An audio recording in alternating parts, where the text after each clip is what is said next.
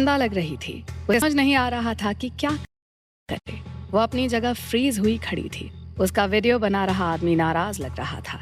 उसने आभा से कहा, तुमको क्या लग रहा है कि यहाँ कोई मजाक चल रहा है? कंपनी तुमको पे करती है ताकि तुम अच्छी दिखो। ऐसे लापरवाही से काम नहीं चलेगा। शायद तुमको ऐसा लग रहा है कि लाइव स्ट्रीमिंग इंडस्ट्री में पॉपुलर होना आसान है। उस आदमी ने अपना मोबाइल फोन कुर्सी पर फेंक दिया और कहा, मेरे पास तुम्हारे साथ खेलने का टाइम नहीं है। जरा अपने माइंड का यूज करो। अगर तुम ये कर सकती हो तो बोलो, नहीं तो यहाँ से जाओ। मैं तुम्हारे साथ पूरा दिन वेस्ट नहीं कर सकता। अपना मोबाइल फोन फेंकने के बाद उस आदमी ने कुर्सी पर लात मारी। जाहिर है वो अपनी ताकत का प्रदर्शन कर रहा था। ध्रुव जो पास ही में खड़ा था अवाक रह गया। आभा को हो क्या गया था? जिस आभा को वो पहले से जानता था वो इतनी वेल बिहेव्ड नहीं हुआ करती थी, लेकिन अब वो डांटे जाने पर भी कुछ नहीं कर सकती थी।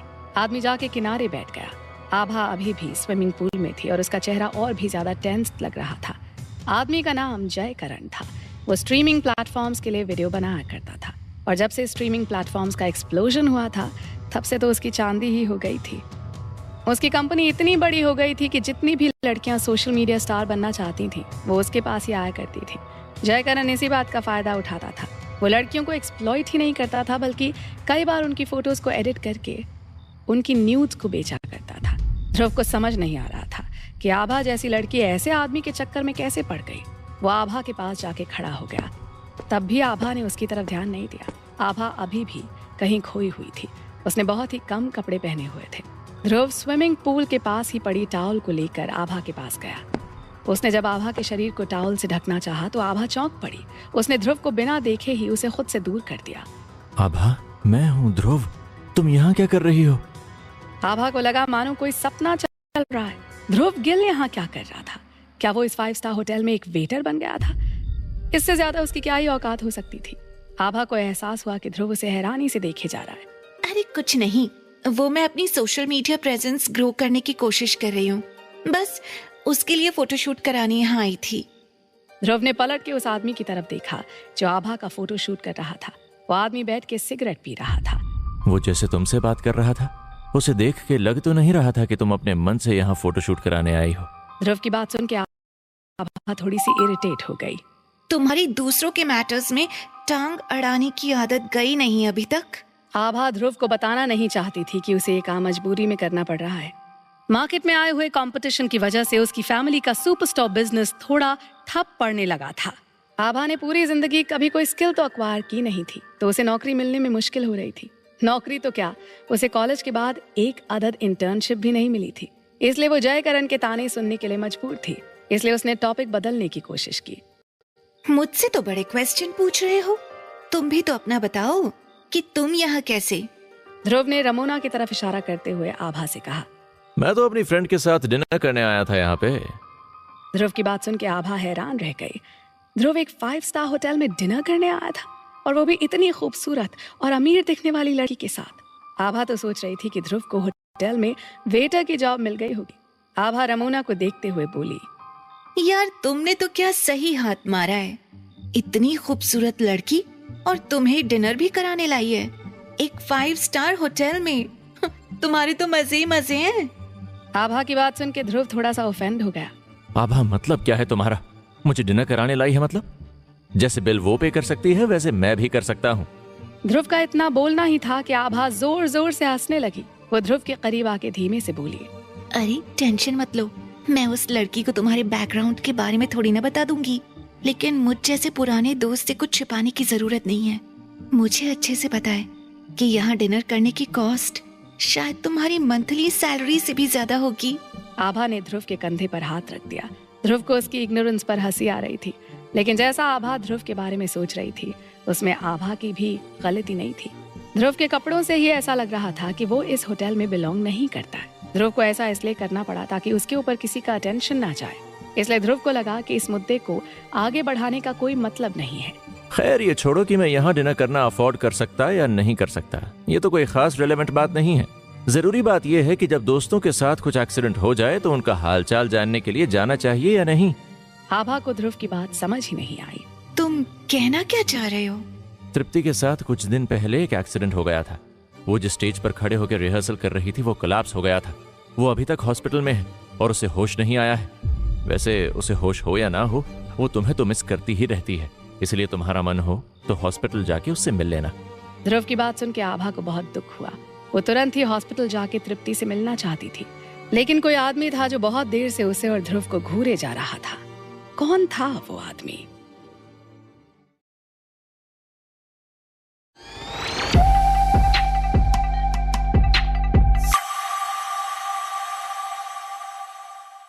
जयकरण ने जैसे ही देखा कि आभा खड़े होकर ध्रुव से बात कर रही है, वो आग बबूला हो गया। उसने सिगरेट बुझा के जमीन पर फेंक दी और तेजी से आभा की तरफ गया। मैं तुम्हें पैसे किस लिए देता हूँ? एक तो तुम अपना काम ठीक से करती नहीं हो, ऊपर से इन होटल के वेटरों के साथ फ्लर्ट करती रहती हो। मैंने किस बात के लिए टाइम दिया था तुम्हें? हाँ, ये सोचने के लिए कि तुम स्विम सूट गिराने की एक्टिंग सही से कर पाओगी या नहीं। तुमने कुछ सोचा उस बारे में? जयकरण की डांट सुन के आभा बुरी तरह से घबरा गई थी। उसने सिर हिलाया, लेकिन जयकरण को समझ नहीं आया कि वो हाँ बोल रही है या ना। ध्रुव आभा का ये रूप देखकर बहुत ही शॉक था। उसके लिए इस आभा को पहचानना भी मुश्किल था। वो तो जिस आभा को जानता था वो तो किसी से नहीं दबती थी, बल्कि वो आभा तो लोगों को दबाने में ज्यादा विश्वास रखती थी। जयकरण ने देखा कि ध्रुव अभी तक वहीं खड़ा हुआ है। ये देख के उसका गुस्सा और भी भड़क गया। ओ बेटा, हमें कुछ नहीं चाहिए, जाके बाकी टेबल्स को सर्व करो। जयकरण ने तिरछी नजरों से ध्रुव को देखा। ध्रुव उसे देख के मुस्कुरा रहा था।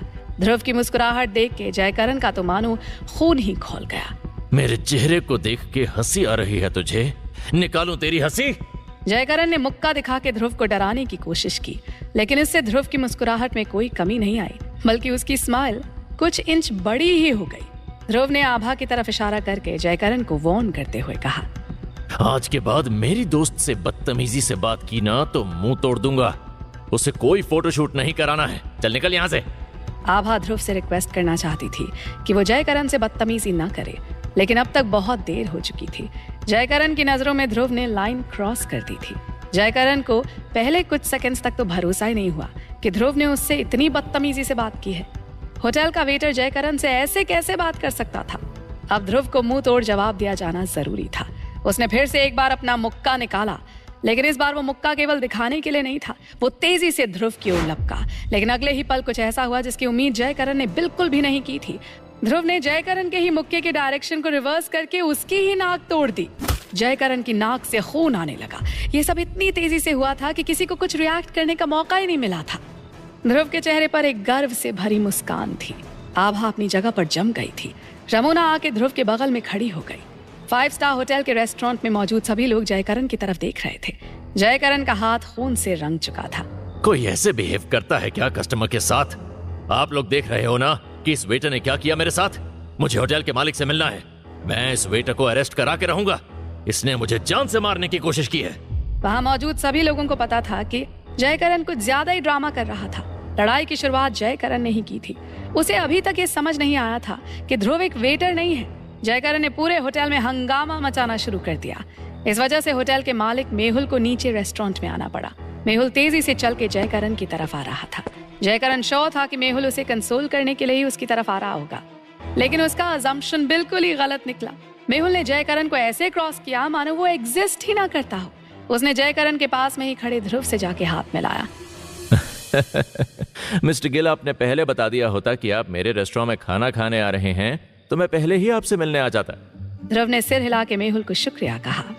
वो तो एंड मोमेंट पर प्लान बन गया, नहीं तो मैं आपको जरूर इन्फॉर्म करता।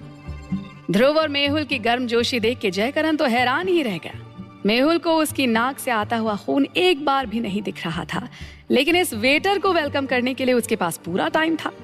अरे ओ मेहुल, मेरी तरफ भी देख लो। देखो जरा, तुम्हारे मिस्टर गिल ने मेरा क्या हाल किया है। जयकरण ने मेहुल को उसकी नाक की तरफ देखने का इशारा किया। यार जयकरण, तुम तो रोज कोई ना कोई हंगामा खड़ा करते रहते हो। अच्छा हुआ कि मिस्टर गिल ने तुम्हारी हड्डी पसली नहीं तोड़ दी। चलो निकलो मेरे होटल से, नहीं तो मैं पुलिस को बुला दूंगा। जयकरण को इस तरह से ट्रीट किए जाने की ना तो आदत थी और ना ही उम्मीद। वो बहुत शर्मिंदगी महसूस कर रहा था। उसने मेहुल और ध्रुव दोनों को मजा चखाने की ठानी। उसके भी दिल्ली की बड़ी फैमिली से खूब कनेक्शंस थे। खासकर शर्मा फैमिली का मेंबर आमोद शर्मा उसे बहुत ही ज्यादा मानता था।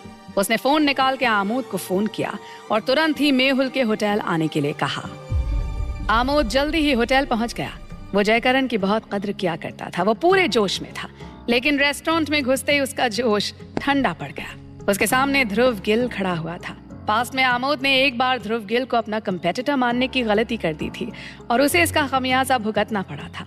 वो एक बार और ये गलती नहीं करना चाहता था। वो लगभग दौड़ते हुए ध्रुव के पास गया और सिर झुका के उससे पूछा, मिस्टर गिल, आपको यहाँ देख के बहुत खुशी हुई। मेरा नाम आमोद शर्मा है। हम पास्ट में भी मिले हैं, शायद आपको याद हो। अगर ना भी याद हो तो भी कोई दिक्कत नहीं है। आमोद को ध्रुव से बात करने तक में बहुत हिचक हो रही थी। क्या आमोद सच में ध्रुव की रिस्पेक्ट करने लगा था या ये सब बस एक ड्रामा था?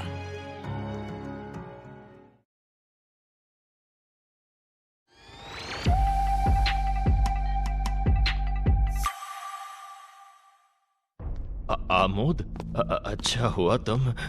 आमोद को आता देखकर जयकरण उसकी नजर में आने की कोशिश करने के लिए बोला, पर उसकी आवाज गले में दबी की दबी रह गई, क्योंकि आमोद ने उसकी तरफ देखा ही नहीं, मानो जयकरण वहां मौजूद ही ना हो। आभा को आमोद के आने की उम्मीद नहीं थी। जब से वो इस कंपनी में आई थी, जयकरण के मुंह से जिस शख्स के बारे में सबसे ज्यादा सुना था वो था आमोद। जयकरण अच्छे से जानता था कि आभा कोई छोटी मोटी लड़की नहीं है। एक समय था जब उसकी फैमिली का सुपरमार्केट टॉप पर था। उसकी फैमिली का सुपरमार्केट बिजनेस केवल दिल्ली ही नहीं बल्कि उत्तर प्रदेश और हरियाणा में भी तेजी से बढ़ रहा था। आभा को अपने दबाव में रखने के लिए जयकरण अच्छे से जानता था कि उसे अपना इन्फ्लुएंस दिखाना होगा, नहीं तो आभा उसे इतनी आसानी से आगे बढ़ने नहीं देगी। इसीलिए उसने आमोद को बुलाया था। वो आभा को दिखाना चाहता था कि वो कितना केपेबल है। पूरी दिल्ली में आमोद ही वो इंसान था जो जयकरण को इतनी इंपॉर्टेंस देता था। इसलिए जयकरण के एक कॉल में आमोद तुरंत वहां आ गया था।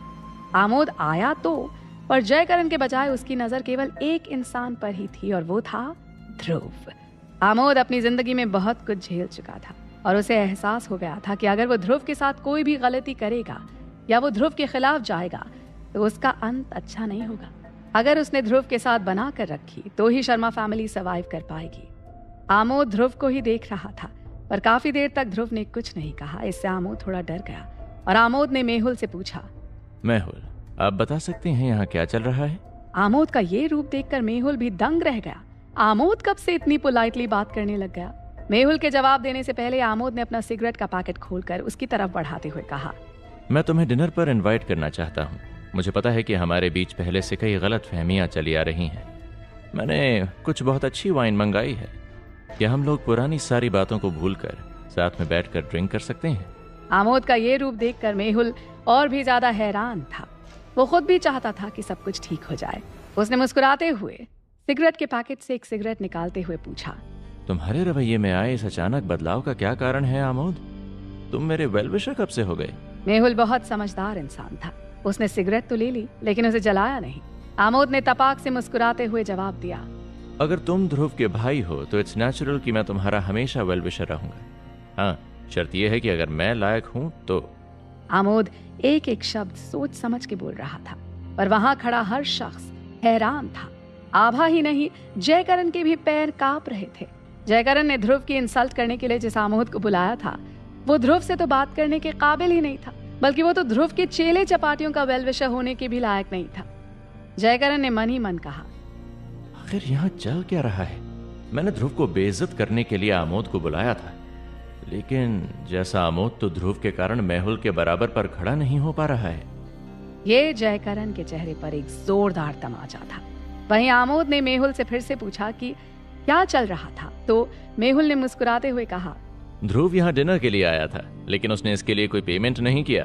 तुम्हारे दोस्त को लगा कि यह गलत है और उसने मुझसे ध्रुव को बाहर निकालने के लिए कहा। मैंने मना किया तो तुमको बुला लिया। ये सुनकर आमोद का चेहरा काला पड़ गया। आमोद ने हैरानी से कहा, बस इतनी सी बात के लिए? आमोद ने पीछे मुड़कर जयकरण की ओर देखा। वो जयकरण को ऐसे घूर रहा था जैसे शेर गुस्से में अपने शिकार को देखता हो। फिर से गुस्से में चिल्लाते हुए बोला, इससे तुम्हें क्या लेना देना? मिस्टर गिल अपना बिल पे करें या ना करें, तुम कौन होते हो? वो चाहें तो पूरा होटल खरीद सकते हैं। आमोद का ये रूप देखकर जयकरण इतना डर गया था कि उसके पैर ढीले पड़ गए। उसे समझ ही नहीं आ रहा था कि आगे क्या करना है। आभा ने कुछ देर पहले बताया था कि ध्रुव एक गरीब आदमी था जो उसके सुपरमार्केट से खाना चुराता था।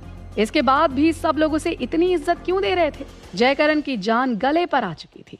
उसने कांपती आवाज में कहा, मुझे पता नहीं। आमोद ने गुस्से में उसे चुप कराते हुए कहा, जयकरण, अगर यहाँ कोई एक ही वीआईपी है तो वो है ध्रुव। मैं तुमको माफी मांगने के लिए केवल 1 मिनट का समय दूंगा, और अगर मिस्टर गिल उससे भी सैटिस्फाई नहीं हुए तो तुम दिल्ली में तो नहीं रह पाओगे। आमोद के तेवर देखकर सभी हैरत में थे। जयकरण आभा के सामने शो ऑफ कर रहा था। ध्रुव की तो वैसे भी कोई हैसियत नहीं समझता था, पर मेहुल को डराने के लिए उसने आमोद को बुला लिया था। लेकिन अब सारा खेल ही उल्टा पड़ चुका था। इतना कहने के बाद आमोद ने ध्रुव की ओर मुस्कुराते हुए देखा और कहा, मिस्टर गिल, क्या मामले के लिए इतना काफी है या आप? पर सभी ने देखा ध्रुव के चेहरे पर कोई भाव नहीं थे, जिसे देखकर आमोद का पूरा शरीर कांप गया।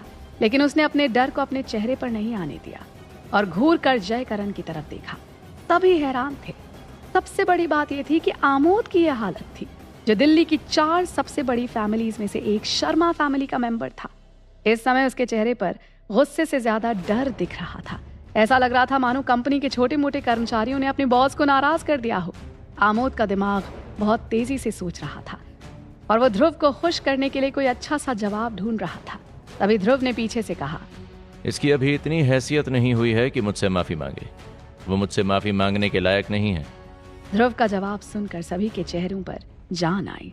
आमोद झेप मिटाने के लिए बनावटी हंसी हंसता हुआ बोला, सही कह रहे हैं, ये लड़का जयकरण अभी आपकी माफी मांगने के लायक भी नहीं है। इसके बाद आमोद ने खुद को संभालते हुए कहा, मिस्टर गिल, क्या आपका मतलब ये है कि आप चाहते हैं कि मैं अपने लेवल पर इससे डील करूं? ध्रुव ने सिर हिलाया और तुरंत ही आमोद के चेहरे पर उत्साह दिखाई दिया। उसे लग रहा था कि यह ध्रुव के साथ अपने रिश्ते सुधारने का सबसे अच्छा तरीका है। आमोद ने आगे बढ़कर जयकरण से कहा, जयकरण, अपना सामान पैक करो और चुपचाप यहाँ से निकल जाओ। आमोद उसे बिल्कुल भी मौका नहीं देना चाहता था।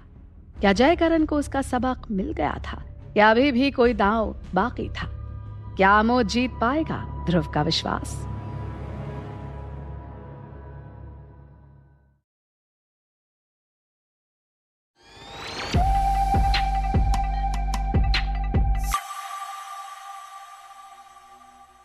मिस्टर शर्मा, मैं आपका वफादार हूं। आपने कहा था कि अगर मैंने इस प्रोजेक्ट की अच्छे से देखभाल की तो भविष्य में मुझे शर्मा फैमिली के बिजनेस में काम मिलेगा। आपके कहने पर मैंने बहुत मेहनत की है। आमोद की बात सुनकर जयकरण ने हैरानी में कहा। कहते कहते जयकरण टूट गया और तुरंत घुटनों के बल बैठ गया। वो गहरे डर और दुख में था। वो अपनी कंपनी को नहीं छोड़ सकता था। अगर ये काम उसके हाथ से गया तो उसके पास कुछ भी नहीं बचेगा। वो माफी मांग सकता था और घुटने भी टेक सकता था। आमोद की आंखें उसे खा जाने को तैयार लग रही थीं। जयकरण को जाने को कहा गया, तब भी वो वहां घुटनों के बल बैठकर ड्रामा कर रहा था। ये देखकर आमोद ने चिल्लाते हुए कहा, यहाँ से चले जाओ और दोबारा मिस्टर गिल की नजरों के सामने आने की हिम्मत मत करना। इतना कहकर आमोद ने एक बार फिर से सबकी तरफ देखकर कहा, जयकरण, क्या तुमको पता नहीं कि तुम कौन हो? क्या तुम सच में चाहते हो कि मैं पर्सनली तुम्हारी कंपनी की जांच करूं? जयकरण ने कुछ भी कहने की हिम्मत नहीं की। उसके पास चुपचाप खड़े होकर होटल को छोड़कर जाने के अलावा और कोई चारा नहीं था। आमोद ने जयकरण के साथ आए लोगों से कहा, अपना सारा सामान उठाकर तुम लोग भी निकलो यहाँ से। चलो भागो। वो लोग फिल्म की शूटिंग के लिए इतना सारा सामान लेकर आए थे, पर आमोद की एक आवाज में पालतू कुत्ते की तरह दुम दबाकर सामान पैक करने लगे। उनके जाने के बाद रेस्टोरेंट में केवल 4-5 लोग ही बचे। ध्रुव, मेहुल, आमोद, रमोना और आभा, जो स्विम सूट में खड़ी थी। ध्रुव ने आभा की ओर नहीं देखा। पहले आभा को भी अपने आप पर बहुत गुमान था। वो ध्रुव की इंसल्ट करने में जरा भी नहीं हिचकिचाती थी। कॉलेज में उसने ध्रुव का जीना दुश्वार कर रखा था और ध्रुव को उससे कोई शिकायत नहीं थी। इसलिए ध्रुव ने अपनी तरफ से आभा से बात करने की पहल की और उसे लग रहा था कि आभा इस समय परेशानी में है, तो हो सकता है कि वो ध्रुव से बात करने में झेप रही हो। ध्रुव ने आभा के कान में धीरे से कहा, तुम चाहो तो जा सकती हो। आभा कोई जवाब दे पाती तब तक आमोद ने ध्रुव से पूछ लिया, मिस्टर गिल, छोटा मुंह और बड़ी बात, पर क्या मैं आपको खाने पर इनवाइट कर सकता हूँ? आमोद के इस तरह पूछने पर आभा आमोद को ही देखती रह गई। ये देखकर समझ में नहीं आ रहा था कि वास्तव में ध्रुव कौन है, उसकी असली पहचान क्या है।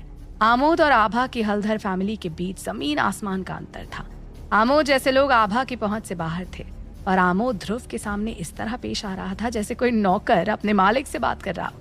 आमोद के ऑफर को ध्रुव ने पोलाइटली मना करते हुए कहा, नहीं, आई एम सॉरी, मुझे तुम्हारे इनविटेशन को मना करना होगा। दरअसल मैंने अभी अभी खाना खा लिया है। इसके अलावा मुझे इन्हें घर भेजना है। ध्रुव ने अपने पीछे खड़ी रमोना की ओर इशारा करते हुए कहा और फिर उसने एक पल सोचकर आमोद से कहा, वैसे मैंने मैकेलिस्टर क्लब में तुम्हारी फैमिली की एप्लीकेशन देखी है। मैं इसमें तुम्हारी मदद कर सकता हूँ। ध्रुव की बात सुनकर आमोद का सिर चकरा रहा था। उसकी तो लॉटरी लग गई थी। ध्रुव उसकी मदद करने को तैयार था। हालांकि आमोद को ध्रुव के इरादों के बारे में कुछ भी नहीं पता था। लेकिन वो जानता था कि अगर ध्रुव मदद करने को तैयार है तो ये मामला अपने आप ही हल हो गया है, क्योंकि ध्रुव ही वो इंसान था जिसने मेहुल को मैकलिस्टर क्लब में आने में मदद की थी। आमोद की खुशी का कोई ठिकाना नहीं था।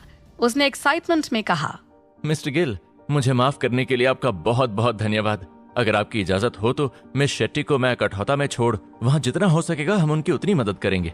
आमोद अपनी तरफ से ईमानदारी दिखाना चाहता था, इसलिए ध्रुव ने उसे नहीं रोका। जाने से पहले ध्रुव ने रमोना को एक कार्ड दिया। बैंक कार्ड पर 2 अरब रुपए थे। वो जानता था कि रमोना से दोबारा मुलाकात जरूर होगी। कौन जानता था कि रमोना भविष्य में क्या बनेगी।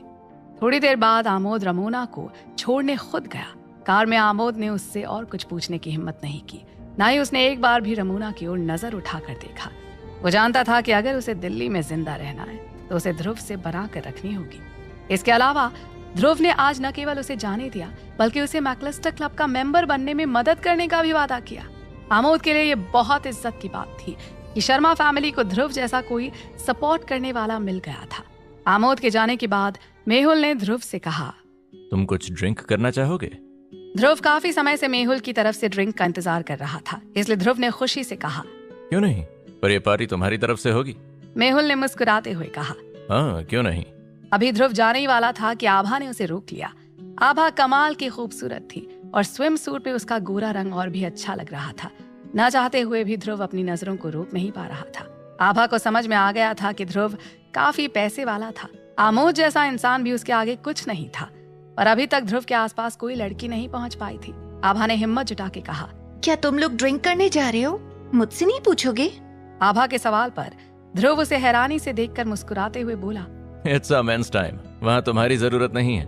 आभा अपने होंठ काटते हुए थोड़ा शर्मा गई, पर वो ये भी नहीं चाहती थी कि ध्रुव उसे छोड़कर चला जाए, इसलिए उसने ध्रुव को छेड़ते हुए कहा, ऐसा भी नहीं है कि मैं शराब नहीं पी सकती। क्यों ध्रुव, क्या तुम डरते हो? आभा के इस तरह छेड़ने पर मेहुल जोर से हंसने लगा। उसने ध्रुव को धक्का देते हुए कहा, ऐसा लगता है कि मेरा यहाँ कोई काम नहीं है। मेहुल ध्रुव का दोस्त था और चाहता था कि ध्रुव के आसपास भी एक हसीन लड़की हो। इसके अलावा आभा कमाल की सुंदर थी। ध्रुव उसे छोड़कर नहीं गया। उसने फिर से आभा से पूछा, आभा, तुम्हारा क्या मतलब है? आभा ने अपने होठों को काटते हुए थोड़ा शर्माते हुए कहा, ध्रुव, क्या तुम मेरे साथ मेरे कमरे में आ सकती हो? मुझे बस अपने कपड़े बदलने हैं। मैं स्विम सूट में तुम्हारे साथ ड्रिंक तो नहीं कर सकती ना? ध्रुव को आभा के इशारे अच्छे से समझ में आ रहे थे। उसे तृप्ति ने भी अपने बर्थडे पर ऐसे अपने कमरे में बुलाया था। अभी तक ध्रुव को तृप्ति के कमरे का वो सीन अच्छे से याद था, लेकिन आभा तृप्ति की सबसे अच्छी दोस्त थी। कैसे निपटेगा ध्रुव इस सिचुएशन से? या ध्रुव को आभा का ऑफर एक्सेप्ट करना चाहिए?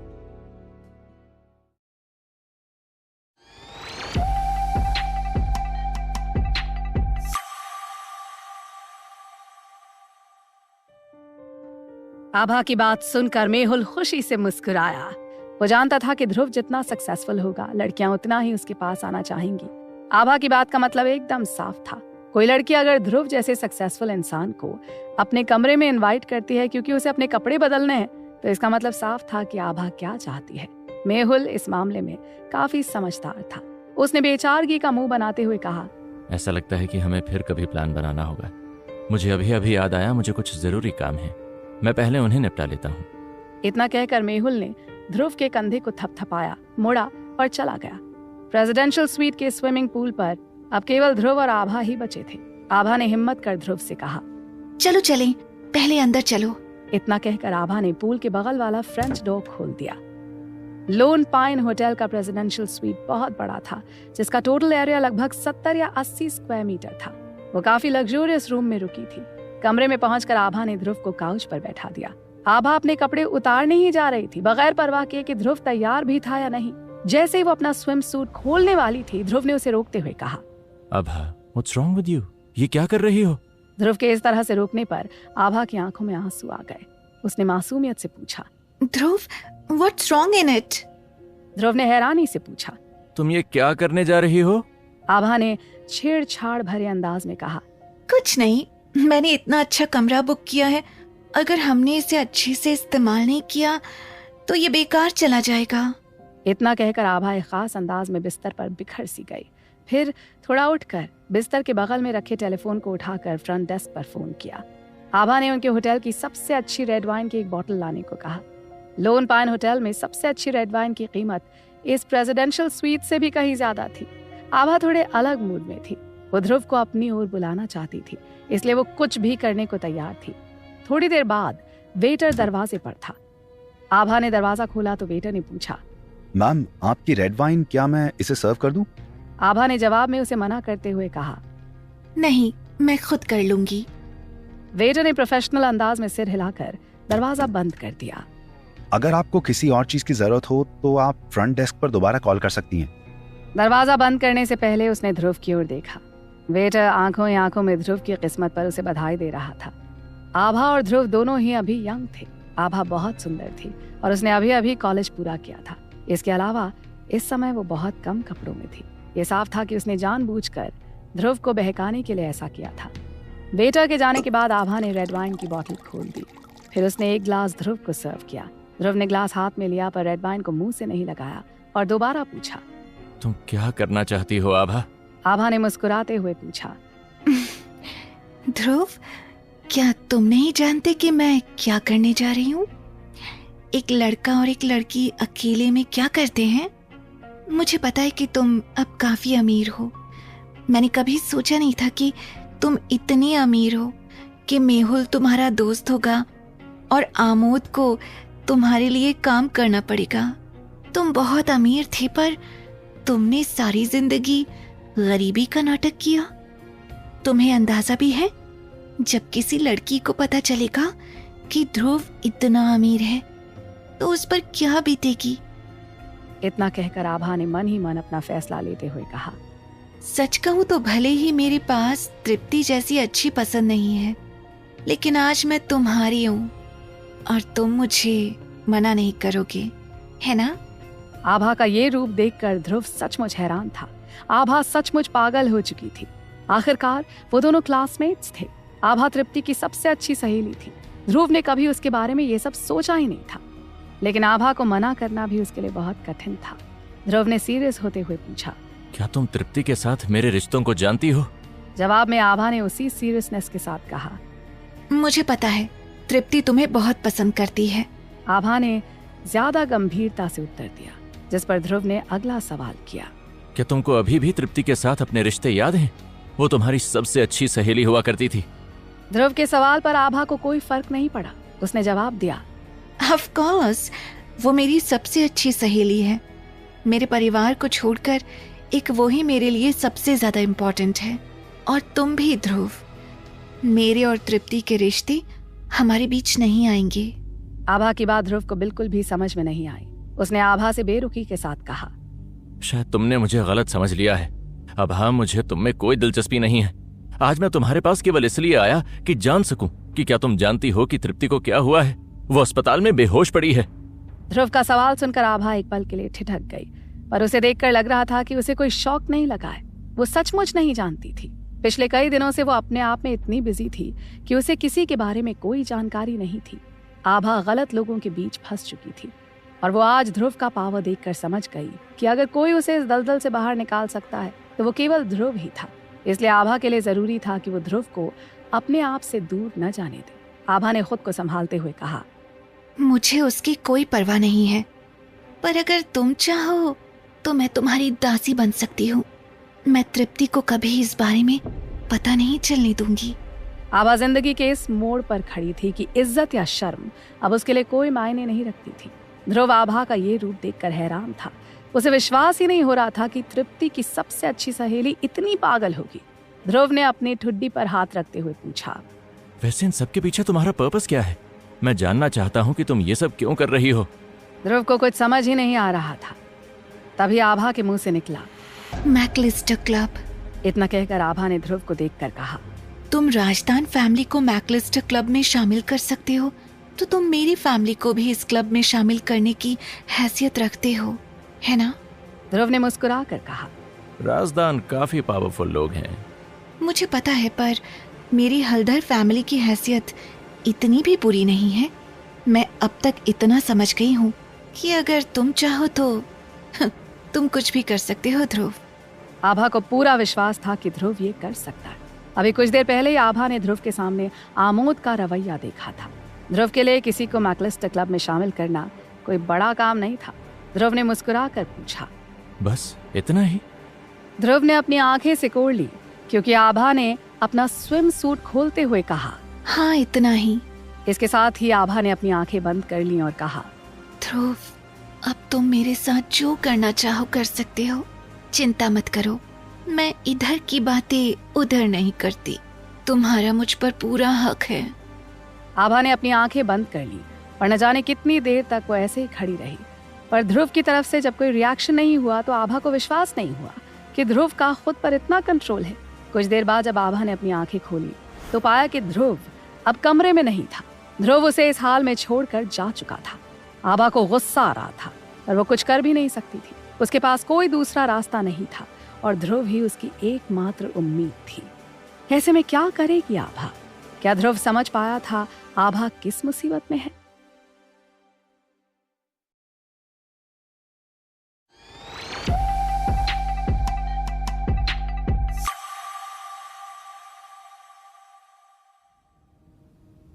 प्लीज मुझे बचा लो ध्रुव, मैं तुम्हारे लिए कुछ भी करने को तैयार हूँ। आभा की आंख में आंसू थे। उसने मन ही मन कहा। आभा जमीन पर बैठी थी। उसने अपने दोनों हाथों से अपने पैरों को पकड़ लिया और रोने लगी। लोन पाइन होटल से बाहर निकलने के बाद ध्रुव निहाल से मिलने पहुंच गया। इन दिनों निहाल ने अपने सारे effort the new business bank यानी 10B बैंक में लगा दिए थे। वो काफी बिजी लग रहा था। निहाल से बात होते ही ध्रुव ने पूछा, क्या तुम्हें कुछ मिला? निहाल ने ना के अंदाज में अपना सिर हिलाते हुए कहा, दूसरी पार्टी हमसे ज्यादा पावरफुल है। ध्रुव सर, सारी गलती मेरी है कि मैंने इस काम के लिए बहुत कम लोगों को लगाया है, इसलिए हमारे इन्वेस्टिगेशन की स्पीड बहुत धीमी है। मेरा एक सजेशन है। निहाल ने थोड़ा हिचकिचाते हुए कहा तो ध्रुव ने पूछा, क्या? निहाल ने समझाना शुरू किया, मैं पर्सनली कठौता जाना चाहता हूँ और वहां मैं उस बटलर से मिलने की कोशिश करूंगा जो पिछली बार दिल्ली आया था। मैं उसे डिनर पे ले जाना चाहता हूँ। ध्रुव ने तुरंत ना कहते हुए अपना सिर हिलाया और कहा, नहीं निहाल, ये बहुत खतरनाक हो सकता है। पर निहाल को पता था कि वो क्या कह रहा है। उसने कहा, डोंट वरी सर, मैं सिर्फ एक बटलर हूँ, इसलिए वो मुझे कोई नुकसान नहीं पहुंचा पाएंगे। इससे बड़ी बात कि मैं गिल फैमिली के बटलरों में से एक हूँ, इसलिए वो मुझे कुछ भी नहीं करेंगे। निहाल के प्लान को सुनने के बाद ध्रुव के पास उसे मना करने का कोई सवाल ही पैदा नहीं होता था। फिलहाल सामने वाली पार्टी की कंपनी और उसके लोग अपनी पहचान छुपाकर गायब हो चुके थे। अपनी पहचान छिपाने के लिए उन लोगों ने 10B बैंक को भी मुसीबत में डाल दिया था, जिसकी जानकारी ध्रुव ने अभी अभी पता लगाई थी। निहाल का प्लान सक्सेसफुल हो सकता है। निहाल को कठौता भेजने के बाद ध्रुव हॉस्पिटल में तृप्ति के वार्ड में लौट आया। तृप्ति की हार्ट रेट अभी स्थिर थी। इसके अलावा तृप्ति के ठीक होने के कोई लक्षण दिखाई नहीं दे रहे थे। तृप्ति के पापा विश्वास जिंदल और तृप्ति की माँ वार्ड में ही थे। वो दोनों बहुत ही थके हुए लग रहे थे। उनका चेहरा देखकर लग रहा था कि वो काफी दिनों से केवल रो ही रहे थे। ध्रुव खुद भी नहीं जानता था कि उन दोनों को कैसे सांत्वना दी जाए। जैसे ही ध्रुव वार्ड में दाखिल हुआ, उसने देखा कि तृप्ति के बिस्तर पर फूलों का बुके रखा हुआ था। उसे देखकर ध्रुव ने पूछा, ये किसने भेजे? तृप्ति की माँ ने गला साफ करते हुए कहा, आभा आई थी। वो आज तृप्ति से मिलने आई थी। वो ही तृप्ति के लिए ये फूल लेकर आई थी। ध्रुव ने फिर पूछा, क्या वो तृप्ति के लिए कुछ देर यहाँ नहीं रुकी? ध्रुव का सवाल सुनकर माँ ने भर्राई आवाज में कहा, वो यहाँ काफी देर तक रुकी रही, फिर रोने लगी। मैंने उसे चुप कराने की कोशिश की पर उसका रोना बंद ही नहीं हुआ। बाद में वो चुपचाप बगैर कुछ कहे चली गई। इसी समय तृप्ति के पापा विश्वास जिंदल उठते हुए बोले, ध्रुव, मैंने आज आस्था से बात की है। अभी तृप्ति के पापा कुछ कहने ही वाले थे कि पीछे से उनकी पत्नी आस्था ने उनके हाथ को थपथपाया, जिससे तृप्ति के पापा कुछ कहते कहते रुक गए। थोड़ा रुककर तृप्ति के पापा ने फिर से कहा, हम तुमको तृप्ति के लिए रोक कर नहीं रखना चाहते। तृप्ति के पापा ध्रुव जैसा दामाद पाकर खुश थे। हालांकि तृप्ति को देखकर ऐसा लग रहा था जैसे कि वो इतनी जल्दी उठने वाली नहीं थी, जिस पर ध्रुव ने उन्हें समझाते हुए कहा, आप लोग ये क्या कह रहे हैं? आप लोग इस बारे में चिंता मत करो, मुझे कोई जल्दी नहीं है। ध्रुव ने मुस्कुराते हुए कहा, वैसे मैंने तृप्ति के लिए कुछ फॉरेन एक्सपर्ट्स को भी बुला लिया है। चिंता मत कीजिए, वो सभी लोग जल्द ही यहाँ पहुँचने वाले हैं। विश्वास जिंदल को समझ में नहीं आ रहा था कि क्या कहे। वो मुड़े और तृप्ति की माँ को ऐसे देखा मानो कह रहे हो, देखा, मैंने तुमसे कहा था ध्रुव उस तरह का इंसान नहीं है। वहीं हॉस्पिटल के बाहर आभा तृप्ति से मिलकर बाहर निकली थी कि अचानक उसे लगा कि कोई उसका पीछा कर रहा है। आभा ने अपना फोन निकाला और कैमरे से अपने पीछे की कुछ फोटो ली। फिर उसे और भी यकीन हो गया कि कोई उसका पीछा कर रहा है। आभा के पास आगे बढ़ते रहने के अलावा कोई और चारा नहीं था। वो जितनी तेजी से चल रही थी उतनी ही ज्यादा घबरा रही थी। वो अच्छे से जानती थी कि उसका पीछा कौन कर रहा था। आभा पर उनका बहुत बड़ा कर्ज बाकी था। आज लोन पाइन होटल में जयकरण की भारी इंसल्ट हुई थी। वो अच्छे से समझ गया था कि वो ध्रुव से नहीं निपट सकता, इसलिए वो आभा के पीछे पड़ गया। कर्ज देने वाले को इस बात की चिंता नहीं थी कि आभा पैसे वापस नहीं चुका पाएगी। अगर आभा पैसे नहीं दे पाएगी तो उसके कर्जदार आभा के खूबसूरत बदन का फायदा उठाने से नहीं चूकने वाले थे। आभा का शरीर एक ही दिन में सारा पैसा वापस करने के काबिल था। आभा बेहद डरी हुई थी। धीरे धीरे वो एक सुनसान इलाके की तरफ आ गई। ये देखकर कि उसके आसपास के लोग कम होते जा रहे हैं, उसने अपना मोबाइल निकाला और ना चाहते हुए भी उसे ध्रुव को मैसेज भेजना पड़ा। ध्रुव, मैं एक बड़ी मुसीबत में हूँ, क्या तुम मुझे बचा सकते हो? आभा इन लोगों के चंगुल से बचना चाहती थी। उसके अंदर अब कोई सेल्फ रिस्पेक्ट नहीं बची थी। उसे लगता था कि ध्रुव उसे बचा सकता है, इसलिए आभा ध्रुव के आगे कुछ भी करने को तैयार थी। उसने ये पैसे अपने लिए नहीं बल्कि अपनी फैमिली को डूबने से बचाने के लिए लिए थे। आज उसकी फैमिली की हालत खराब होती चली गई थी और फैमिली उसका पैसा वापस नहीं कर सकी। आभा को आज भी याद है, जब तृप्ति ध्रुव का नाम भी लेती थी तो आभा चिढ़ जाती थी। आभा ने कभी भी किसी भी मौके पर ध्रुव को नीचा दिखाने में कोई कसर नहीं छोड़ी थी। तृप्ति ध्रुव को चाहती थी और आभा तृप्ति को ध्रुव से दूर रहने को कहती थी। एक बार आभा को लगा कि उसके सपने सच हो जाएंगे। उसे सच में एक अमीर आदमी मिल गया था। उसकी GTR कार ने आभा का दिल जीत लिया था। आभा ने अपना सब कुछ उसे सौंप दिया। बाद में पता चला कि वो GTR ध्रुव की थी और पैसा भी ध्रुव का। वो शख्स केवल एक फ्रॉड था जो ध्रुव की कार दिखाकर आभा का सब कुछ छीन कर ले गया। तृप्ति को उसका सच्चा प्यार मिल गया और आभा एक मजाक बनकर रह गई थी। आभा अपना सब कुछ गंवा चुकी थी, यहाँ तक कि अपनी नजरों में अपनी इज्जत भी, और अब चाहती थी कि ध्रुव उसकी मदद करे। यदि ध्रुव आज भी आभा की हल्दर फैमिली को मैकलिस्टर क्लब में शामिल कर दे तो शायद उसकी फैमिली एक बार फिर से उठ खड़ी हो जाए। अभी भी एक उम्मीद थी। अगर ऐसा ना हुआ तो आभा के पास मरने के अलावा कोई रास्ता नहीं बचेगा। इस समय आभा के पीछे कुछ लोग पड़े थे और आभा के पास भागने की जमीन कम पड़ रही थी। उधर ध्रुव ने आभा का टेक्स्ट मैसेज देखा तो वो इसका मतलब समझ नहीं पाया। ध्रुव को लगा आभा कल होटल के कमरे में जो हुआ उस बारे में बात कर रही है, इसलिए ध्रुव ने नाराजगी के साथ रिप्लाई किया, क्या तुम पागल हो गई हो आभा? आभा बहुत दिखावा पसंद लड़की थी, लेकिन ध्रुव ये बात भी अच्छे से जानता था कि आभा ऐसी लड़की नहीं थी। इसलिए ध्रुव समझ नहीं पा रहा था कि आखिर आभा को ये क्या हो गया है। वो ध्रुव को अपने बेडरूम में क्यों बुलाना चाहती है? क्या आभा बता पाएगी अपनी मजबूरियों को? कैसे निकल पाएगी आभा इन परेशानियों से?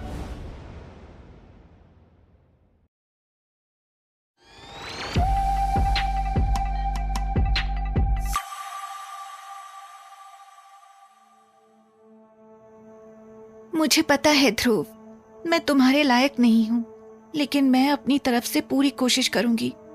मैं अच्छे से जानती हूँ कि तृप्ति तुम्हें कितना चाहती है और तुमसे ये कहना मेरे लिए बहुत शर्म की बात है, पर फिर भी मैं तुमसे ऐसी बातें कर रही हूँ। शायद तुम जानते हो और मुझे लगता है तुम समझ पाओगे जीने के लिए कितना बेशर्म होना पड़ता है। आभा ने तुरंत ही ध्रुव के मैसेज का जवाब दिया। ये मैसेज भेजते वक्त आभा को अपने आप पर गुस्सा आ रहा था। उसे पूरा विश्वास था कि ध्रुव ही उसे बचा सकता है और उसके पास ध्रुव को देने के लिए अपने शरीर के अलावा और कुछ नहीं था। तृप्ति हॉस्पिटल में थी और आभा को लगता था कि शायद इस समय ध्रुव उसकी बात मान लेगा। आभा का पीछा करने वाले लोग उसके और भी करीब आते जा रहे थे। आभा के पास अब मोबाइल देखने का समय नहीं था। उसने ध्रुव को अपनी लाइव लोकेशन भेजी और भागना शुरू कर दिया। उसका पीछा कर रहे लोगों ने देखा कि आभा भाग रही है तो हंसते हुए उसका पीछा करने लगे।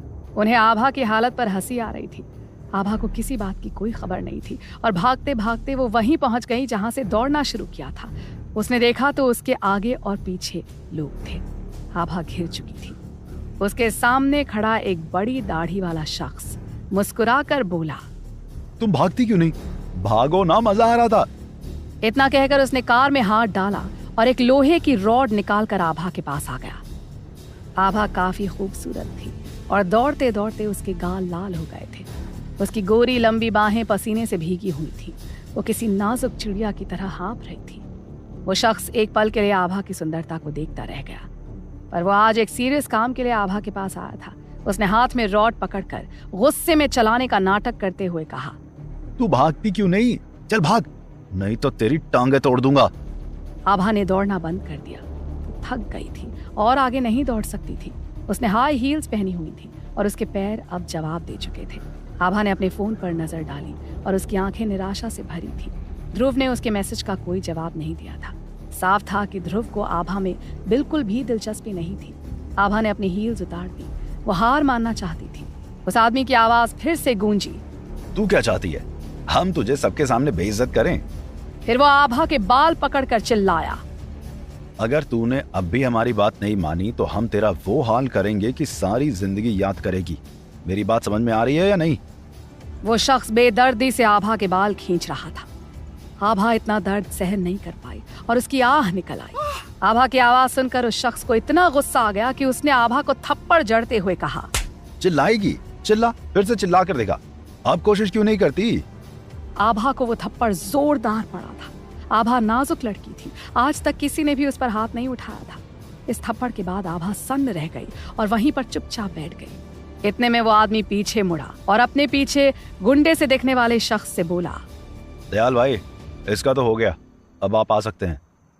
कार से डैनी दयाल नाम का एक अधेड़ उम्र का खूंखार सा दिखने वाला शख्स बाहर आया। आभा जमीन में बैठ गई थी। उसके पैर काम करना बंद कर चुके थे और वो शख्स इतना खूंखार लग रहा था कि आभा उसकी तरफ देखने की हिम्मत नहीं कर पा रही थी। ये वही शख्स था जिसने आभा को लोन दिया था। डैनी दिल्ली का सबसे बदनाम गैंगस्टर था। उसके बारे में कहा जाता था कि वो कुछ भी कर सकता था। डैनी आगे बढ़ा और आभा की ठुड्डी को पकड़कर उसका मुंह अपनी तरफ करके बोला, जयकरण ने मुझे बताया है कि तुम उसकी कंपनी छोड़ना चाहती हो। अगर ये सच है तो तुम अगले 7 दिनों में हमारी कंपनी के पैसे वापस नहीं चुका पाओगी। डैनी ने आभा की थोड़ी को जोर जोर से हिलाते हुए कहा। डैनी ने इससे पहले भी कई लड़कियों के साथ डील किया था। उसका सबसे पसंदीदा शिकार ही यूनिवर्सिटी की लड़कियां होती थी, जिन्हें उसके गुर्गे अपने जाल में फंसाकर लोन दिलवाया करते थे। और एक बार जैसे ही किसी लड़की ने लोन ले लिया, वो डैनी के जाल से छूट ही नहीं पाती थी। आभा जानती थी कि उसके पास कोई रास्ता नहीं है। डैनी पहले भी आभा को कई बार छोड़ चुका था, पर फिर भी आभा ने कोशिश की। आपने मुझे 7 दिन का समय दिया था, आपने वादा किया था। आभा थोड़ा डरी हुई थी, पर वो इस तरह डैनी के हाथों बिकना नहीं चाहती थी। हालांकि वो ये भी नहीं जानती थी कि उसका दिमाग क्यों फिर गया था जो उसने डैनी जैसे इंसान से 2 करोड़ रुपए ले लिए थे। हालांकि इस लोन की रीपेमेंट पर आभा की हल्दर फैमिली ने गारंटी ली थी। आभा ने कभी अपनी फैमिली में वापस जाने की हिम्मत नहीं की, क्योंकि वो अपने माँ बाप की आंखों में निराशा देखकर डरती थी। हालांकि अभी वो डैनी से 7 दिन का समय मांग रही थी। डैनी ने अपना सिर खुजलाते हुए कहा, मैंने तुम्हें बहुत सारे 7 दिन दे दिए हैं। अब मेरे पास अब और 7 नहीं बचे हैं। चिंता मत करो, मेरे पास अपने पैसे वापस पाने के कई रास्ते हैं। डैनी ने हंसते हुए अपनी उंगलियां चटकाई और कहा, हमें नियमों के हिसाब से चलना होगा। डैनी की बात सुनकर उसके आसपास खड़े लोग हंसने लगे। ऐसा लग रहा था कि वो इस दिन का काफी लंबे समय से इंतजार कर रहे थे। जब आभा ने डैनी के मुंह से नियमों की बात सुनी तो उसका सिर चकरा गया। वो डर कर पीछे खिसकी और लगभग रोते हुए बोली, नहीं नहीं डैनी सर, प्लीज ये मत करो। मैं आपके सारे पैसे वापस कर दूंगी। मैं सच कह रही हूँ, मैं सारे पैसे वापस कर दूंगी। डैनी के चेहरे पर गुस्सा था, पर वो मुस्कुराकर बात कर रहा था। उसने आभा के बाल पकड़कर पूछा, वापस कर दोगी? तुम इतना पैसा कहाँ से ला सकती हो? अब जयकरण की कंपनी ने भी तुम्हें काम देने से मना कर दिया है। अब तुम किसी भी सड़क छाप लड़की से ज्यादा कुछ नहीं हो। तुम्हारे पास कोई डिग्निटी भी नहीं बची है, क्या तुम्हें पता है? डैनी आभा के साथ बहुत बुरा बर्ताव कर रहा था। जाहिर था कि उसे जयकरण ने आभा के खिलाफ भड़काया था। जयकरण ध्रुव से बदला नहीं ले सकता था, लेकिन वो आभा को परेशान जरूर कर सकता था। आज होटल में जो कुछ भी हुआ वो सब आभा के कारण हुआ था, इसलिए वो आभा को परेशान करना चाहता था। उसने डैनी से आभा की शिकायत की और डैनी और उसके गुंडों की नजर पहले से ही आभा के जिस्म पर थी। डैनी ने उसके बाल पकड़ रखे थे और आभा कांप रही थी। दरअसल उसके पास वापस देने के लिए पैसे नहीं थे। उसका एकमात्र भरोसा ध्रुव पर था, जो उससे बिल्कुल भी बात नहीं करना चाहता था। क्या आभा बच पाएगी डैनी के जाल से? क्या ध्रुव आभा की मदद करेगा?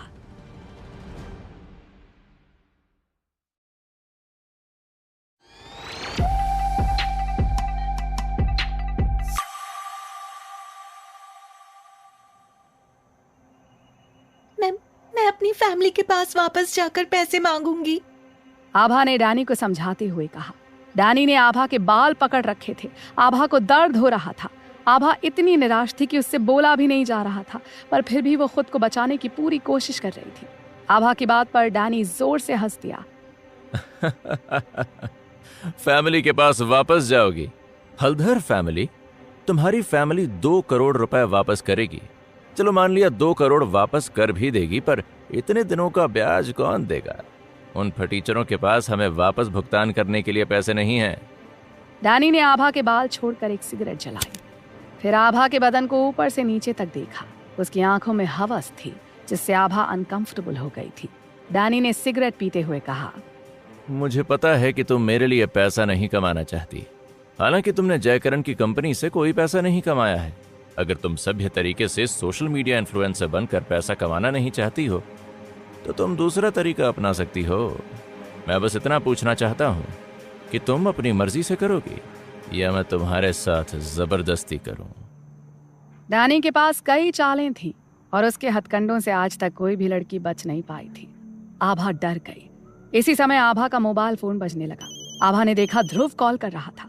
उसकी आंखें ऐसी चमक रही थी जैसे अंधेरी रात में अचानक रोशनी आ गई हो।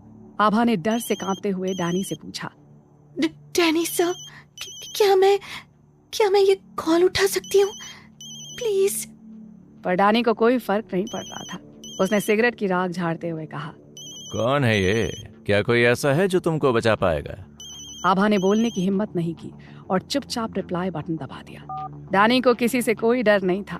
पूरी दिल्ली में 2 बड़े गैंग्स का सफाया हो गया था और अब केवल डैनी ही अकेला दिल्ली में राज कर रहा था। इसके अलावा डैनी का नाम ही ऐसा था कि आम लोग उसके साथ खिलवाड़ नहीं करते थे।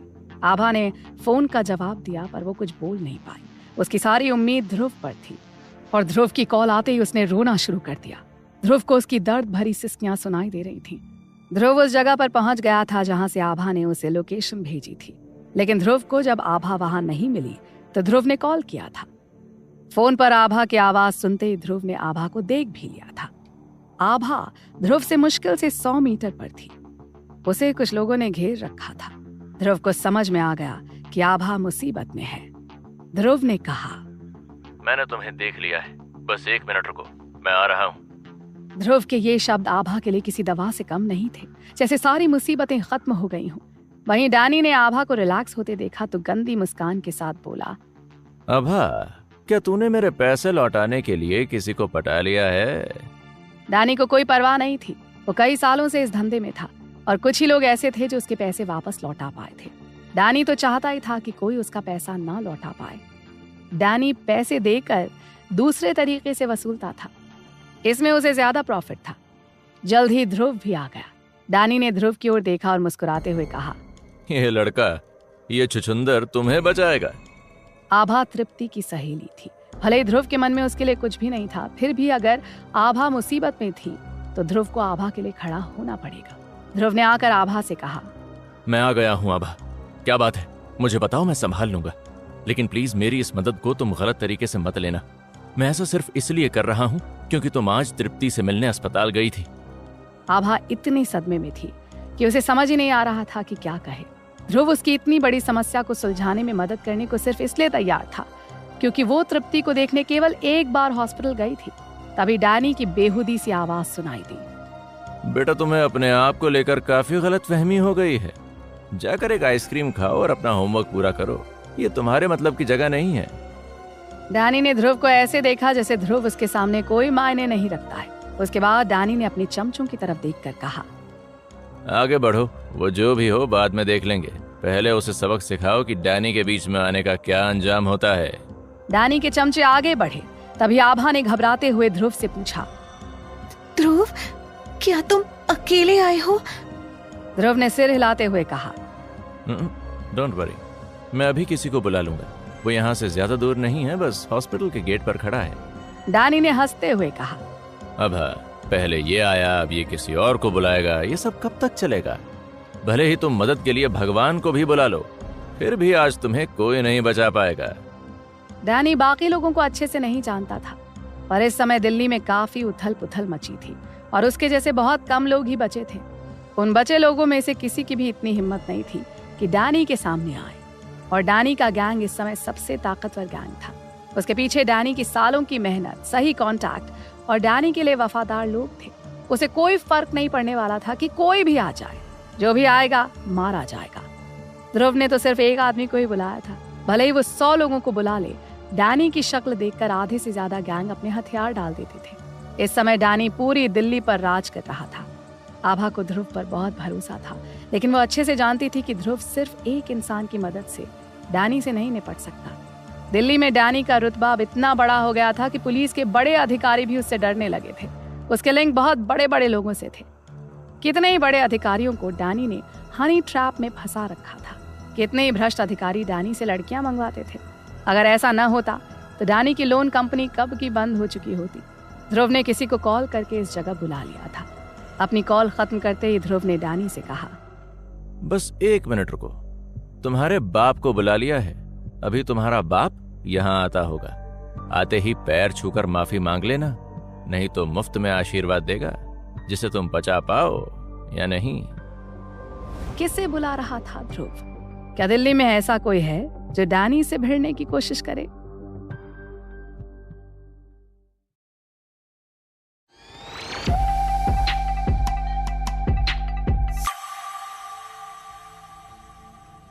ठीक है, मैं भी देखता हूँ ऐसा कौन है दिल्ली में जो मेरे सामने खड़ा भी हो पाए। देखूं तो तुम्हारी मदद के लिए कौन आ रहा है। डैनी ने हंसते हुए कहा। इतना कहकर डैनी ने आभा की ओर देखा। उसकी आंखें आभा को सिर से पांव तक स्कैन कर रही थीं। आभा डैनी की घूरती नजरों को देखकर कांप उठी और उसे समझ नहीं आया कि क्या करे। उसने ध्रुव को बुला तो लिया था, पर अगर इससे काम न बना तो डैनी उसके साथ क्या करेगा, ये सोचकर ही आभा की हालत खराब थी। डैनी ने अभी भी अपनी नजरें आभा पर जमा रखी थीं और उसने आभा के चेहरे पर आने वाले डर को पढ़ लिया था। उसने गंदी सी हंसी हंसते हुए कहा, कान खोल कर सुन ले, मैंने तुझे तेरा अंतिम मौका दे दिया है। इसके बाद चुपचाप कार में बैठ जाना। आभा ने धीरे से अपना सिर उठाया तो डैनी की नजर ध्रुव से टकरा गई। ध्रुव की आंखों का गुस्सा देखकर डैनी ने बात संभालते हुए कहा, मैं तुम्हें थोड़ा समय और दे सकता हूँ, साथ ही तुम्हारा इंटरेस्ट रेट भी आधा कर रहा हूँ। इसके बाद डैनी ने और भी कुछ कहा, पर आभा जानती थी कि इसके बाद भी वो डैनी के पैसे नहीं चुका पाएगी। आभा ने कुछ नहीं कहा तो डैनी को गुस्सा आ गया और उसने कहा, दिलचस्प, तुम सच में बेवकूफ हो। तुम्हें अपने फायदे की भी परवाह नहीं है। मैं तुम्हें 1 महीने का समय देता हूँ। अगर तुमने 1 महीने में मेरा सारा पैसा चुका दिया तो मैं तुम्हारे लोन का इंटरेस्ट रेट आधा कर दूंगा। आभा से डैनी को कोई सिंपैथी नहीं थी। वो तो केवल ध्रुव को सारी सिचुएशन समझाने की कोशिश कर रहा था। जब से आभा हल्दर की फैमिली पर डैनी के लोन की तलवार लटकी थी, तब से वो इस लोन को वापस करने के लिए छटपटा रहे थे। अगर इंटरेस्ट रेट आधे भी कर दिए जाते तब भी हल्दर फैमिली इन पैसों को 1 महीने में वापस नहीं कर पाती, और अगर वो पैसे वापस कर भी दें तो पूरी फैमिली बैंकरप्ट हो जाती। आभा को समझ में नहीं आ रहा था कि वो क्या करे। उसने बेबसी से ध्रुव की ओर देखकर पूछा, मुझे क्या करना चाहिए? अगर वो डैनी की बात मान लेगी तो अब डैनी ध्रुव को परेशान करेगा। आभा ने ध्रुव को अनगिनत बार बेइज्जत किया था। अब उसके लिए ध्रुव की दोस्त बनना लगभग नामुमकिन था, लेकिन फिर भी आभा हार नहीं मानना चाहती थी। वहीं आभा को ध्रुव पर इतना विश्वास करता देखकर डैनी को गुस्सा आ गया। उसने गुस्से में आभा से कहा, मैं तुझसे बात कर रहा हूँ, क्या तुझे सुनाई नहीं दे रहा है? उधर उसे क्या देख रही है? इतना कहकर डैनी आभा को बेइज्जत करने के लिए लात मारने ही वाला था, पर आभा उठकर खड़ी हो गई थी। पता नहीं क्यों ध्रुव के आने के बाद से आभा को कुछ कॉन्फिडेंस आ गया था, जो उसकी आंखों में भी दिख रहा था, जिसे देखकर डैनी ने मुस्कुराते हुए कहा, आभा, क्या तुम मुझसे लड़ने के काबिल हो गई हो? क्या तुम मुझसे बच पाओगी? मत भूलो, मुझे तुम्हारे बारे में बहुत कुछ पता है। डैनी गुस्से में था। उसके गुस्से का शिकार दिल्ली यूनिवर्सिटी की कई लड़कियां हो चुकी थीं, पर ऐसा लग रहा था जैसे आभा को कोई फर्क ही ना पड़ रहा हो। डैनी को हैरानी हो रही थी कि एक अदने से लड़के ध्रुव के आने के बाद आभा जैसी भीगी बिल्ली को अचानक इतनी ताकत कहां से मिल रही है। बदतमीज, तुम मारी जाएगी। डैनी गुस्से में जोर जोर से सांस ले रहा था। उसने आभा को थप्पड़ मारने के लिए अपना हाथ उठाया। इस बार आभा डैनी के थप्पड़ से बच नहीं सकती थी, ना ही उसने बचने की कोशिश ही की। आभा ने अपनी आंखें बंद कर ली, जैसे कि वो डैनी के इस थप्पड़ का इंतजार कर रही हो। आभा असल में इंतजार कर रही थी ध्रुव का। वो जानना चाहती थी कि ध्रुव उसे मार खाता देख भी सकता है या नहीं। उसकी यह हालत देखकर ध्रुव उसकी मदद के लिए आगे बढ़ता है या नहीं। अगर ध्रुव ने आज उसकी मदद नहीं की तो इसका मतलब था आभा का खेल खत्म। अब वो सारी जिंदगी डैनी के हाथों बर्बाद होती रहेगी। डैनी जैसा चाहेगा उसे वैसे इस्तेमाल करेगा। उस जिंदगी की कल्पना करते ही आभा के दिमाग में सुसाइड का ख्याल आ गया। हालांकि अभी तक डैनी का हाथ उसे छू भी नहीं पाया था। इससे पहले कि डैनी आभा को छू पाता, एक शख्स अचानक उसके सामने आकर खड़ा हो गया था। आभा की जान में जान आ गई। आभा ने धीरे से अपनी आंखें खोली। ध्रुव अभी भी अपनी जगह पर खड़ा था और जो शख्स आभा के सामने खड़ा था, आभा उसे नहीं जानती थी। हालांकि उस शख्स ने डैनी के हाथ को मजबूती से पकड़ रखा था। ऐसा लग रहा था जैसे उसे डैनी से जरा भी डर नहीं लग रहा था। वो शख्स था तेजा, गैलेक्सी बार का मालिक। तेजा मजबूत कद काठी का ताकतवर इंसान था। डैनी जैसे लोगों का उससे कोई मुकाबला नहीं था। आभा को कुछ समझ में नहीं आ रहा था। उसे लग रहा था कि ध्रुव उसके साथ मजाक कर रहा है। डैनी जैसे गैंग के लिए ध्रुव ने केवल एक इंसान को बुलाया था, लेकिन वो अकेला ही पूरे गैंग पर भारी पड़ता लग रहा था, क्योंकि उसे देखकर डैनी ही नहीं, उसके पूरे गैंग के चेहरे पर डर छा गया था। तेजा ने ध्रुव की तरफ देखकर कहा, ध्रुव भाई, लेट आने के लिए सॉरी। मैं बस शेविंग कराने चला गया था, इसलिए थोड़ी सी देर हो गई। मुझे पता नहीं था कि तुम्हारे रास्ते में इतने सारे कीड़े मकोड़े होंगे। मैं इन्हें भी साफ किए देता हूँ। तेजा की नजरों में डैनी और उसका पूरा गैंग केवल कीड़े मकोड़े थे। तेजा ने डैनी का हाथ पकड़ रखा था और डैनी के चेहरे पर दर्द साफ देखा जा सकता था। उसके गुर्गे पास में खड़े थे, पर किसी की हिम्मत नहीं थी कि आगे बढ़े। ना ही डैनी ने किसी को आगे बढ़ने के लिए कहा। तेजा ने डैनी से पूछा, तुम यहाँ से खुद जाओगे या मैं तुम्हें भेज दूं? दर्द से डैनी का पूरा शरीर कांप रहा था। आभा हैरान खड़ी थी। उसकी नजर में डैनी बहुत ही खतरनाक इंसान था। उसने पूरी दिल्ली में कई बुरे काम किए थे। डैनी किसी से नहीं डरता था।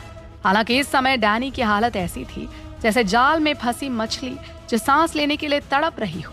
दर्द के कारण उसकी आंखों में आंसू आ गए थे। डैनी ने तड़पते हुए कहा, मैं जा रहा हूँ, मैं तुरंत यहाँ से जा रहा हूँ। डैनी की आवाज में कराह सुनाई दे रही थी। वो तेजा से डरता था, इसलिए शराफत से जाने में ही भलाई थी। हालांकि तेजा ने डैनी को जाने नहीं दिया। उसने अपनी पकड़ और मजबूत करते हुए कहा, तुम ध्रुव को उकसाने के बाद जाना चाहते हो तो ठीक है, तुम जा सकते हो, लेकिन तुम्हारा ये हाथ मेरा हुआ, इसे यहीं छोड़कर जाना होगा। इतना कहते ही तेजा ने अपनी पूरी ताकत लगा दी। क्या करने जा रहा था तेजा? क्या डैनी बच पाएगा तेजा से? इसका आभा की जिंदगी में क्या असर पड़ेगा?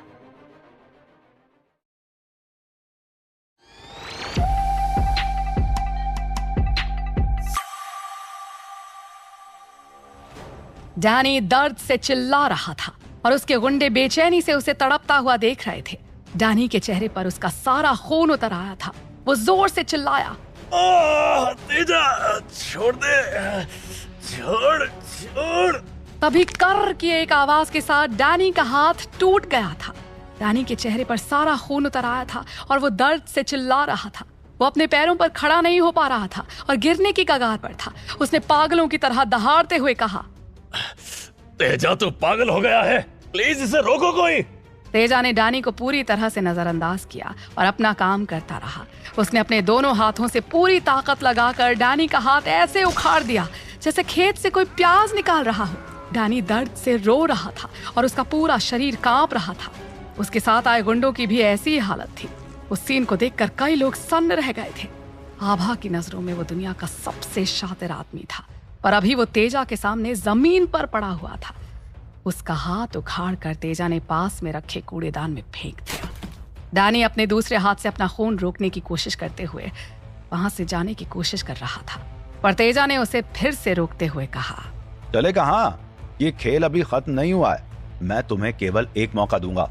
अगर तुम्हारा उत्तर गलत निकला तो तुम्हारा हाथ नहीं, जान जाएगी। डैनी ने तेजा को देखा। अब उसकी हालत देखने लायक थी। उसके चेहरे पर डर, दर्द, खीज, अफसोस और गुस्सा सब दिख रहा था। वो जानता था कि तेजा खतरनाक इंसान था और तेजा के सामने डैनी कुछ भी कर सकता था। डैनी जमीन पर लुढ़क गया और दर्द से बोला, तेजा भाई, जाने दे मुझे अब पैसे नहीं चाहिए, मेरी जान बख्श दो तेजा।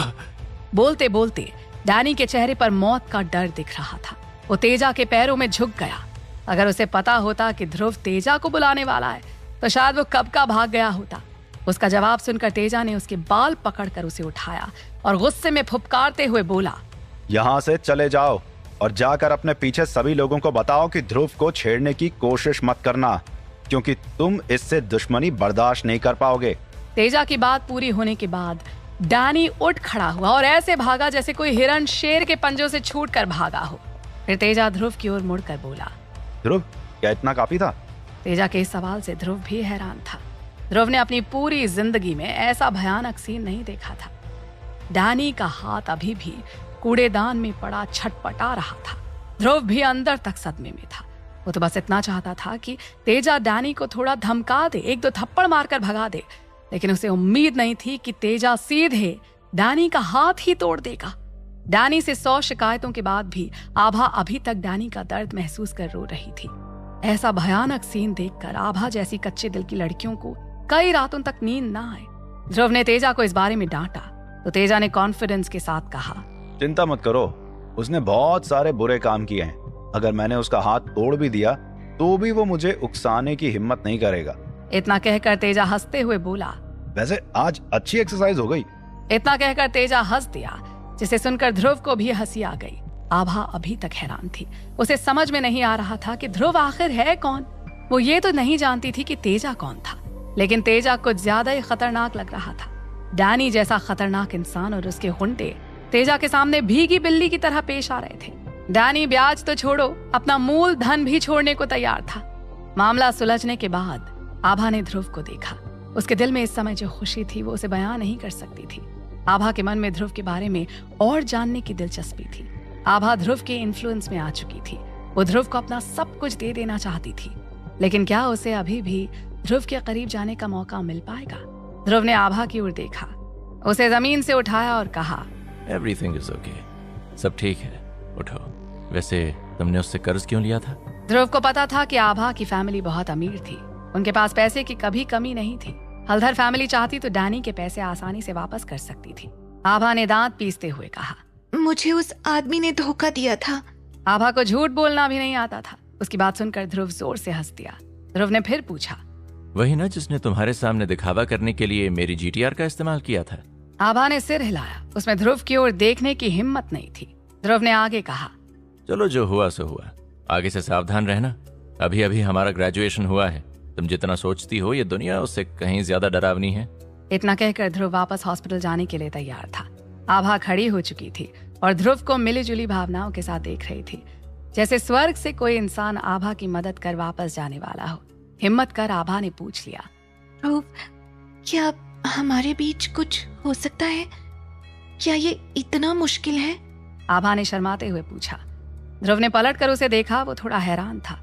अगर पहले कभी आभा जैसी खूबसूरत लड़की ध्रुव को ऐसा ऑफर देती तो शायद ध्रुव खुशी से हाँ कह देता, पर आज ध्रुव ने पलट कर पूछा, तुमको ऐसा क्यों लगता है?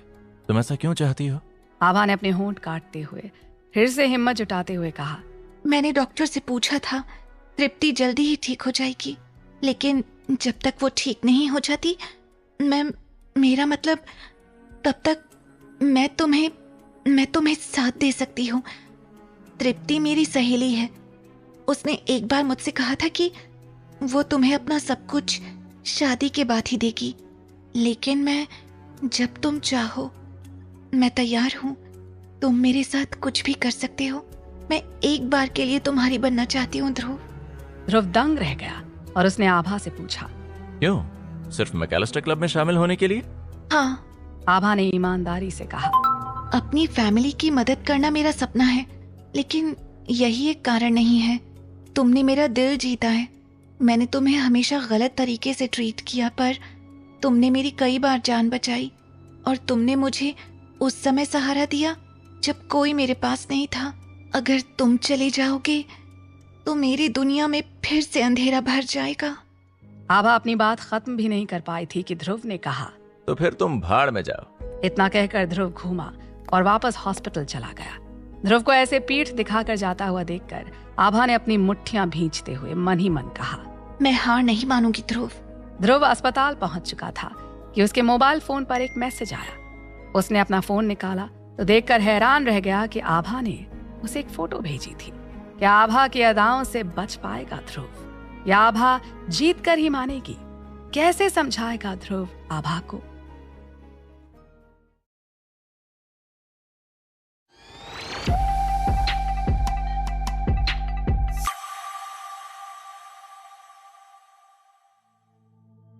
इट्स ओके ध्रुव, तुम अगर तैयार नहीं हो तो कोई बात नहीं, तुम बस एक बार देख लो। मुझे पता है कि तुम तृप्ति को कितना चाहते हो, पर मैं वादा करती हूँ अगर तृप्ति ठीक हो जाती है तो मैं तुम्हें कभी ऐसे परेशान नहीं करूंगी। आभा ने एक फोटो के साथ मैसेज भेजा था। आभा को भले ही और कुछ पता हो या ना पता हो, लेकिन वो अच्छे से जानती थी कि इस तरह के नाजायज रिश्तों की पहली शर्त यह है कि किसी तीसरे को पता ना चले। इसके अलावा वो तृप्ति की जिंदगी में दखल अंदाजी नहीं करना चाहती थी। ध्रुव की प्रोटेक्शन मिलना ही उसके लिए काफी था।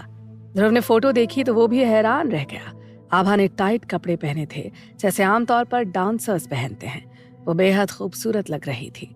आभा एक कॉलेज में पढ़ने वाली लड़की नहीं, एक मच्योर औरत लग रही थी जिसे लोग पाना चाहते हैं। ये शायद उसकी बेस्ट फोटो थी क्योंकि इसमें उसका